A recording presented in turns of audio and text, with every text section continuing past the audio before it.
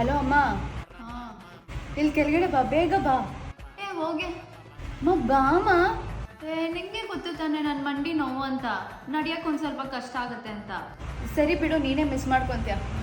ಯಾಕೆ, ಏನಾಯ್ತು? ನಿನ್ನ ಫ್ರೆಂಡು ಸುಮಿತ್ರಾ ಆಂಟಿ ಮತ್ತು ಯಾವುದೋ ಒಂದು ಬೇರೆ ಆಂಟಿ ಜೊತೆ ಜಗಳ ಮಾಡ್ತಾ ಇದ್ದಾರೆ. ಹಾಂ?